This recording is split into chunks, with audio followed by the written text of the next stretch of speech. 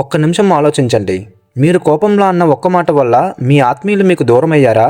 ఆవేశంలో తీసుకున్న ఒక్క నిర్ణయం వల్ల ఈరోజు మీరు పశ్చాత్తాపం పడుతున్నారా? అప్పుడు అంత కోప్పడకుండా ఉండాల్సిందని మీకు ఎప్పుడైనా అనిపించిందా? కోపం అనేది ఒక నిప్పు కణిక లాంటిది. దాన్ని ఎదుటివారి మీద విసరాలని మీరు పట్టుకుంటే ముందు కాలేది మీ చెయ్యే.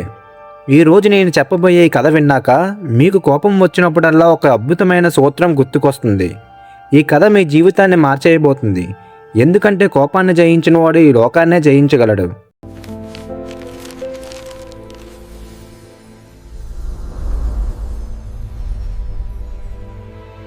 ఒక ఊరిలో శివ అనే యువకుడు ఉండేవాడు. శివ చాలా మంచివాడు, కష్టపడే తత్వం ఉన్నవాడు. కానీ అతనికి ఒకే ఒక్క లోపం, ముక్కు మీద కోపం.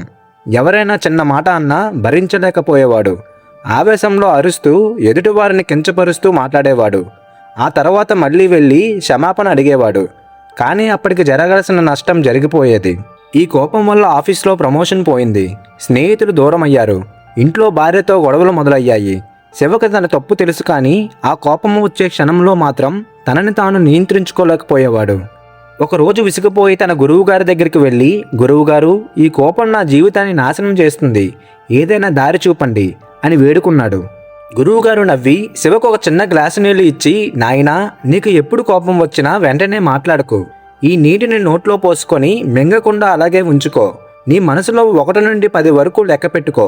శివకి ఇది చాలా వింతగా అనిపించింది, కానీ ప్రయత్నిద్దాం అనుకున్నాడు. మరుసటి రోజు ఆఫీస్లో బాస్ శివని అందరి ముందు తిట్టాడు. శివకు విపరీతమైన కోపం వచ్చింది. ఎదురు తిరగాలనుకున్నాడు, కానీ వెంటనే గురువుగారి మాట గుర్తొచ్చి నీళ్లు తాగి మనసులో 10 సెకండ్లు లెక్క పెట్టాడు. 10 సెకండ్ల గ్యాప్లో అతని ఆవేశం తగ్గింది. తను అనాలనుకున్న కఠినమైన మాటలు ఇప్పుడు అనవసరం అని అనిపించాయి. చాలా ప్రశాంతంగా బాస్కి వివరణ ఇచ్చాడు. బాస్ ఆశ్చర్యపోయాడు. కొన్ని రోజుల తర్వాత రవి మళ్ళీ గురువుగారి దగ్గరికి వెళ్ళాడు. గురువుగారు, ఆ 10 సెకండ్ల మ్యాజిక్ ఏంటి అని అడిగాడు. అప్పుడు గురువుగారు ఇలా చెప్పారు, నాయనా, కోపం అనేది ఒక తాత్కాలిక పిచ్చి. ఇది వచ్చినప్పుడు మన మెదడు ఆలోచించడం మానేస్తుంది. కానీ ఆ 10 సెకండ్ల సమయం మీ మెదడుకు తిరిగి ఆలోచించే శక్తి ఇస్తుంది. ఆ క్షణంలో నువ్వు రియాక్ట్ అవ్వడం మానేసి రెస్పాండ్ అవ్వడం మొదలు పెడతావు. మాట అనేది ఒక విత్తనం లాంటిది. కోపంలో నాటిన విత్తనం విషపు చెట్టు అవుతుంది. అదే ఓర్పుతో నాటిన విత్తనం ప్రేమ అనే నీడను ఇస్తుంది.